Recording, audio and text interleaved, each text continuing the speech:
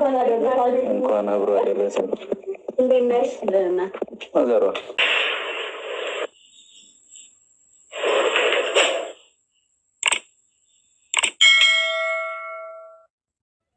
ሞያሽ ይዘርዘርልሽ። የሀይሚዬ ሞያ እንግዲህ ተፈትናለች። ሰላም ጤና ይስጥልኝ። ውድና የተከበራችሁ የመቅዲ ዩቲዩብ ቤተሰቦች እንዴት ናችሁ? ደህና ናችሁ? እኔ በጣም ደህና ነኝ፣ እግዚአብሔር ይመስገን። ባላችሁበት ሰላማችሁ ብዝት ይበልኝ። ጨረቃዎቹ እንግዲህ እንደምታያቸው ፏብትን ብለው በዓልን በማስመልከት ከብሩኬ ቤተሰቦች ጋር ሀይሚና ብሩኬ ከቤተሰቦቹ ጋር እያሳለፉ ነው ማለት ነው።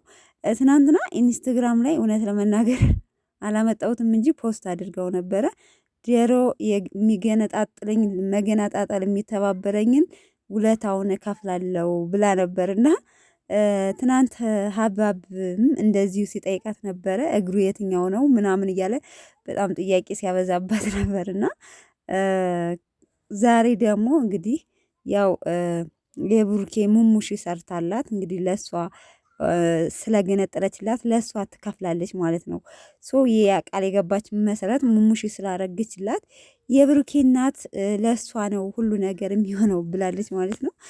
ተመቹ በሀበሻ ቀሚስ እንዴት ደስ እንደሚል ማለት በዓልን ግን ከቤተሰብ ጋር ሰብሰብ ብላችሁ ስታከብሩ ቤተሰብ ደስ አይልም? ብዙ ልጆች አሁን በስደት ዓለም ላይ የምትኖሩ የሚሰማችሁ አላችሁ። ይደርሳል፣ ማርያምን የማይደርስ ነገር የለም ከታገሱት ማለት ነው። እና በቃ ብዙ ጊዜ ስታዩ ትመኛላችሁ ቤተሰብ ጋር በኋላም እስከ መቼ አሳልፍ የሀገሬ ገብቼ ብላችሁ ማለት ነውና ይደርሳል። ቅመሞች፣ የመዳም ቅመሞች ምንም አታስቡ፣ አትጨነቁ ማለት ነው። ለማንኛውም ጨረቃዎቹ በጣም ደስ በሚል ሁኔታ አበሻ ቀሚሳችሁ ማች በማች ነው፣ በጣም ያምራል። እንዴት ደስ እንደሚል መልካም በዓል ብለናል። በዚህ አጋጣሚ የኦርቶዶክስ እምነት ተከታዮች እንኳን አደረሳችሁ ለፋሲካ በዓል ብያለሁኝ። በጣም ደስ ይል ነበር በዓል። እንዴት አሳለፋችሁት?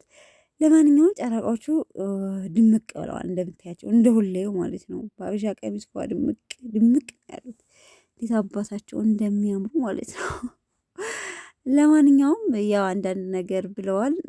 ብዙ ነገር እንደምናስብ የኔም ብዙ አላማ እንዳለኝ እሷም ሀይሚን ብዙ አላማ እንዳላት ብቻ ከእናንተ ከፈጣሪ እገዛ ጋር ወደፊት እንሄዳለን እያሉ ነው።